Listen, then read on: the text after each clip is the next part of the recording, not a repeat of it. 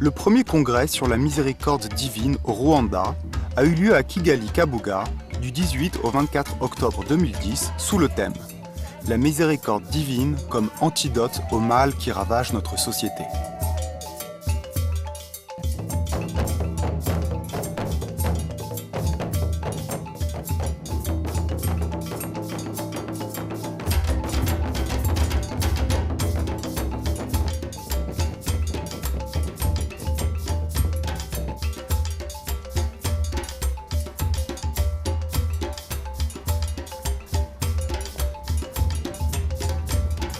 Moi, personnellement, je ne me rappelle même pas du Congo, les enfants que j'ai laissés, ma mère qui est très vieille, que j'ai laissé malade. En tout cas, je suis présente ici. Je me sens chez moi ici au Rwanda. Les invités et les participants viennent de différents coins du Rwanda, des pays limitrophes de la région des Grands Lacs et autres. Burundi, Congo, RDC, Ouganda, Kenya, Nigeria, Côte d'Ivoire et même d'Europe. France, Allemagne, Belgique et Pologne. Ce congrès offre une occasion de vivre l'expérience qui montre que l'Église est une communauté vivante, unissant les cultures, langues et continents.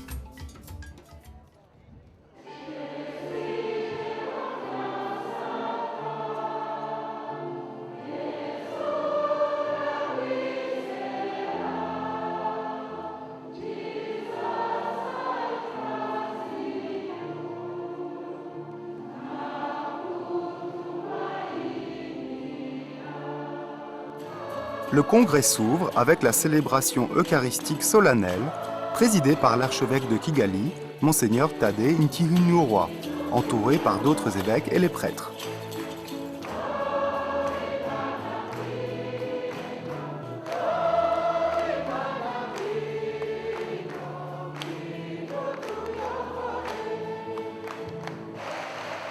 Dans le congrès participent les évêques, prêtres, religieuses et d'autres invités de la région des Grands Lacs.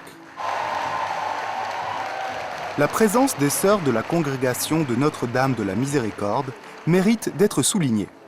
Dans cette congrégation vivait sœur Faustina Kowalska. C'est elle qui a reçu la mission d'annoncer au monde le message sur la miséricorde divine. Jésus avait dit une fois à sœur Faustine, qui a reçu le message de la miséricorde divine, « Je t'envoie vers l'humanité entière avec ma miséricorde. Je ne veux pas punir l'humanité, mais je désire la guérir. » Donc, notre présence est comme la présence de sœur Faustine en Afrique pour vous apporter le message de la miséricorde, les paroles de paix et de consolation. Sœur Faustine Kowalska vivait entre les deux guerres mondiales. Et dans une des révélations, Jésus a dit à Sœur Faustine, l'homme, l'humanité ne trouvera pas la paix tant qu'il ne se tourne pas vers la miséricorde divine.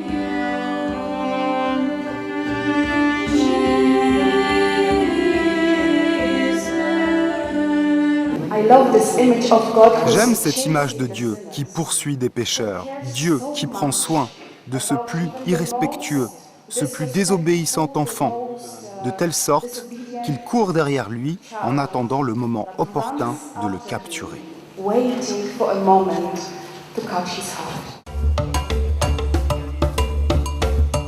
Le pape Jean-Paul II, qui a visité le Rwanda en septembre 1990, avait un rôle important dans le développement du culte de la miséricorde divine. Pendant son pèlerinage au Rwanda, il a rencontré un grand enthousiasme des Rwandais. L'année 2000, le Saint-Père a instauré la fête de la miséricorde divine dans l'Église, célébrée le premier dimanche après Pâques. Le premier congrès mondial sur la miséricorde a eu lieu à Rome en 2008, à l'occasion du 3e anniversaire de la mort de Jean-Paul II. Il mérite de saisir les significatives paroles prononcées par le cardinal Christophe Schönborn. Le temps est venu à ce que l'Église découvre que le noyau de l'Évangile est la miséricorde. Le premier congrès mondial à Rome ouvre une tradition des congrès mondiaux, en Pologne, Colombie et continentale. Le congrès de la miséricorde au Rwanda devient un prélude pour le congrès continental en Afrique, planifié pour l'année 2016.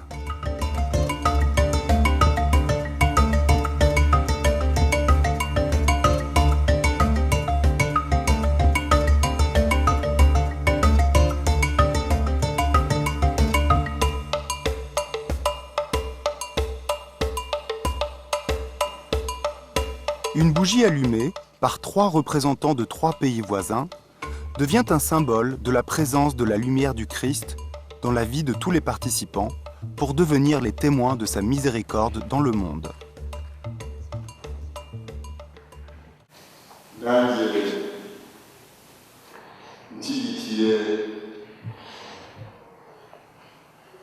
Et moi, soutenant la volonté de Dieu, que vous accueilliez sa miséricorde et que vous la répandiez partout, afin que Jésus-Christ accomplisse en nous son désir de nous combler de la miséricorde et de nous rendre ses témoins.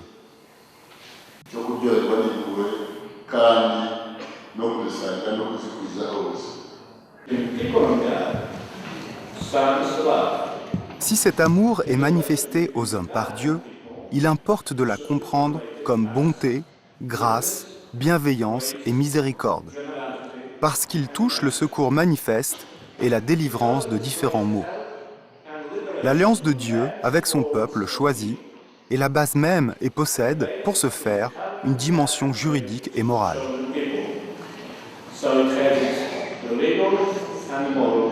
Le congrès est rehaussé par la présence du cardinal Philippe Barbarin, archevêque de Lyon.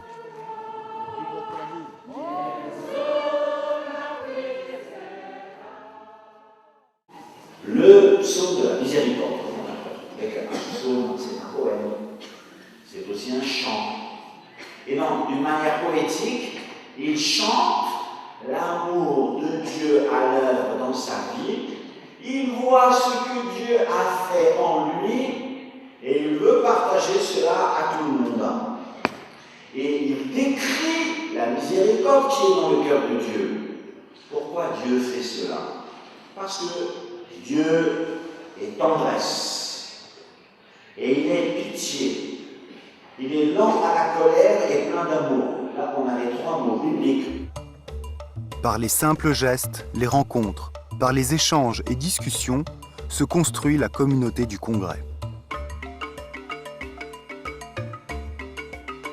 Le Congrès, c'est pour moi un temps de l'expression de notre foi. Il y a les moments de réflexion, de méditation sur le thème bien précis, des prières, des célébrations eucharistiques, des prières individuelles et des guérisons même intérieures pour les personnes dans le sacrement de réconciliation et autres. L'Eucharistie comme source et sommet de la vie chrétienne est un moment crucial pour les congressistes, lieu de construction de la communauté fondée sur la vérité et l'amour. L'une des raisons, je crois, de cette affluence des congressistes, c'est notre propre histoire. Étant dans un pays qui a connu le génocide et des blessures, on constate que les personnes ont la volonté de guérir de ces blessures. Ils croient que dans la miséricorde divine, ils trouveront la réponse à leur mal, et c'est vrai.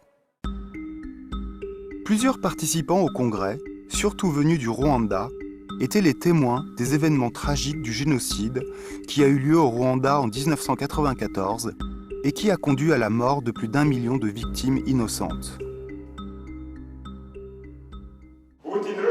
Après cette conférence, vous constaterez que nous sommes tous, surtout les Rwandais, touchés par la misère. La misère dont je vais parler aujourd'hui au Rwanda est causée par le fait de ne pas se regarder mutuellement comme Dieu nous voit. L'Évangile ne nous enlève pas les ennemis, mais nous empêche de haïr les autres. En vérité, les problèmes que nous avons au Rwanda, au Burundi et au Congo, c'est parce que nous attendons que les autres nous aiment. Les autres ne sont pas obligés de nous aimer. L'humanité mettra fin à la guerre ou la guerre mettra fin à l'humanité. Les événements tragiques du génocide sont devenus la cause des déchirures de la société, de suspicion et de méfiance.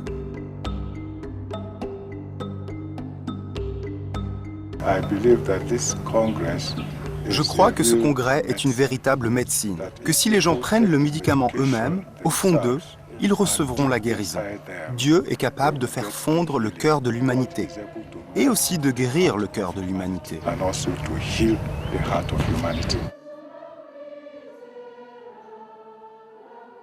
Un moment important de chaque jour est l'adoration du Saint-Sacrement et l'heure de la miséricorde.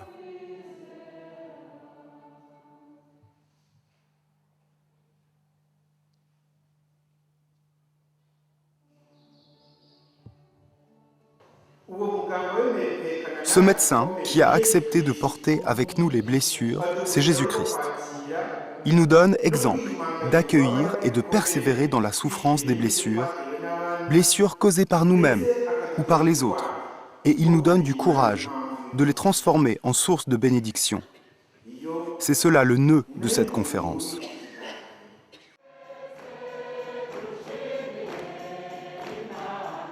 On a voulu faire retentir tout ce que les congressistes vivent, à ce que les autres puissent aussi vivre dans les paroisses. Nous avons organisé une sorte de mission populaire dans des paroisses des villes de Kigali. Dans chaque paroisse, il y avait au moins une après-midi, une soirée où effectivement il y avait les échos du congrès.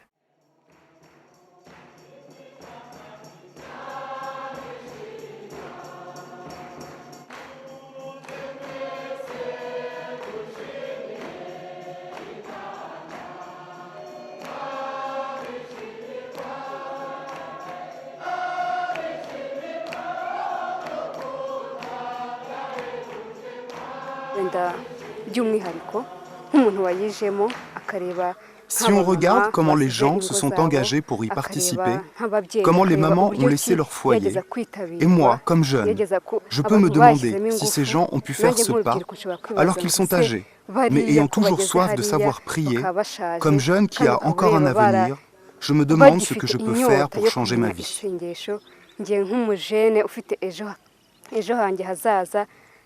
Le père Daniel Ange adresse son message surtout aux jeunes. La miséricorde divine peut devenir une source de guérison aux blessures causées par les abus sexuels des jeunes. Milliers d'esclaves du commerce sexuel international, où des enfants même sont kidnappés, sont volés, sont prostitués, sont vendus. Et c'est pour nous montrer la souffrance du cœur de Dieu qui voit que son chef-d'œuvre est tellement abîmé. Chaque année, 5,5 millions de filles qui sont infectées par ce virus, qui arrive à 80% à des cancers du sein dont on meurt. Le message du Congrès est adressé à toutes les couches de la société. Une session spéciale est organisée pour les hommes d'affaires et ainsi les décideurs politiciens. Parmi les membres du Sénat, il y a des croyants qui parfois se mettent d'accord pour une question délicate et se disent qu'il faut prier, il faut faire une neuvaine, et même nous faisons recours à d'autres frères au cas où la question devient plus difficile. Sans trop d'explications, vous leur dites seulement qu'on a besoin de la prière.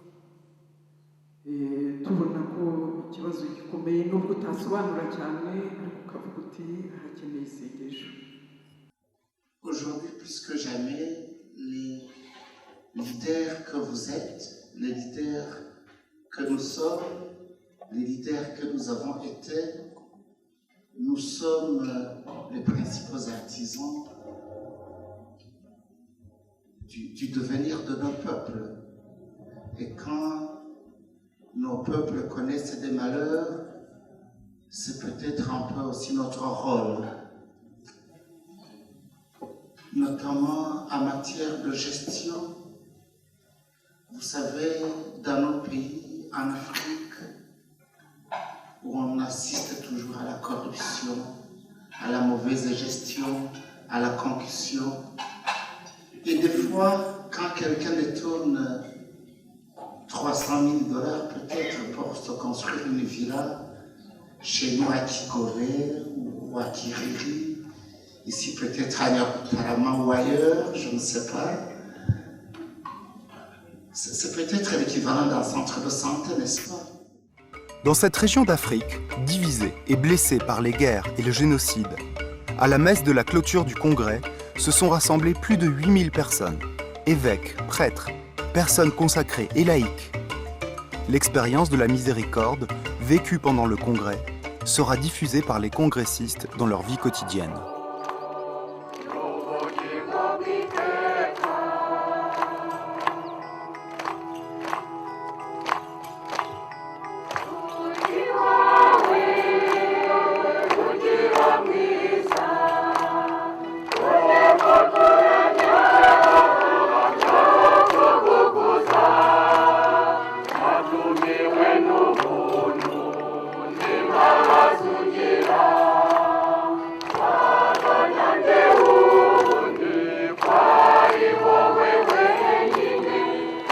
seule la miséricorde est capable de renouveler les cœurs et partant de renouveler les consciences et les relations. Car seule la miséricorde peut arrêter et vaincre le mal sans le commettre.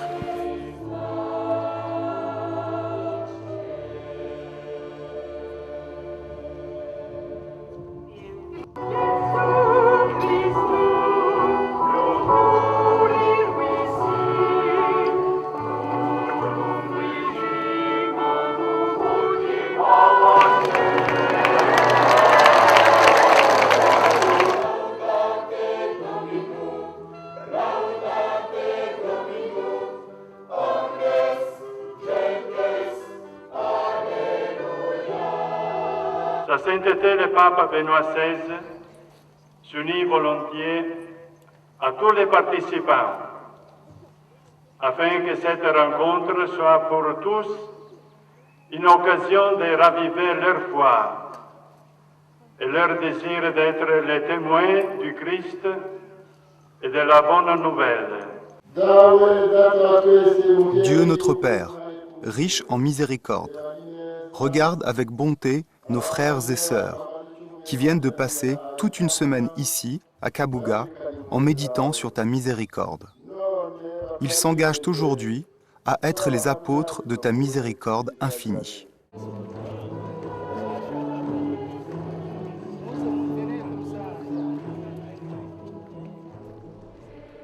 La clôture du congrès se termine par l'envoi des congressistes avec une bougie allumée, symbole de Jésus-Christ, lumière du monde.